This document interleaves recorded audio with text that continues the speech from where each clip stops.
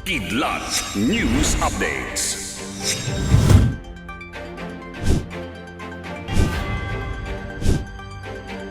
Ako po si Cesar Soriano, kasama ang buong puwersa ng Kidlat News Channel para ihatid ang nangungunang mga balita sa buong kapuluan ngayon.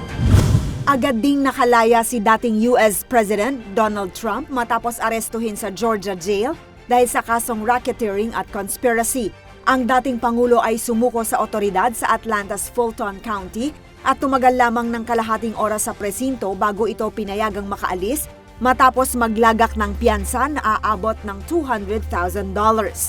Sa pahayag sa media, sinabi ng Fulton County Sheriff's Office na gaya ng ibang akusado, isinailalim si Trump sa booking process at kinuhanan ng mugshot. Matapos manggaling sa presinto ay agad na nagsalita si Trump sa media at inihayag na very sad day for America at tinawag niyang election interference ang naturang mga kaso. Mahigpit ang paalala ng pamunuan ng Philippine National Police o PNP sa kanilang mga tauhan laban sa pakikipag-selfie at pagpapakuha ng litrato sa players ng FIBA World Cup. Ayon sa PNP, ang tungkulin ng mga pulis na itinalaga sa iba't ibang venues ng FIBA World Cup ay para sa peace and order. Samantala, inaasahang dadalo si Pangulong Ferdinand Marcos Jr. sa opening ceremonies ng FIBA World Cup na gagawin sa Philippine Arena sa Bocaue, Bulacan ngayong araw, August 25. Sa courtesy call ng mga miyembro ng FIBA Central Board at kinatawan ng Samahang Basketball ng Pilipinas sa Malacanang, sinabi ni Marcos na excited siyang dumalo sa itinuturing na pinakamalaking basketball tournament.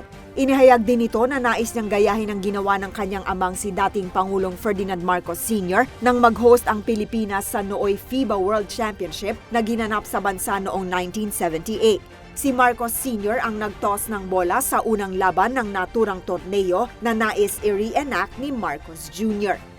Umaabot na ng higit sa 20 million ang estudyanteng nag-enroll sa public at private schools para sa school year 2023-2024.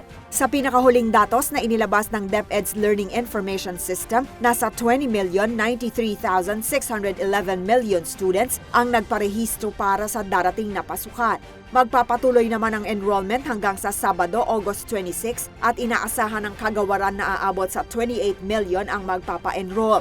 Pinakamarami pa rin ang nagparehistro sa Calabarzon na umaabot ng 3.2 million, kasunod ang National Capital Region o NCR na mayroong 2.4 million at 2.1 million sa Region 3 o Central Luzon.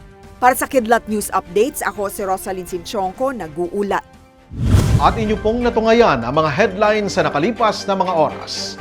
Manatiling nakatutok para sa mga susunod na updates at breaking news. Ako po si Cesar Soriano, kasama nyo sa bawat pagputok ng balita.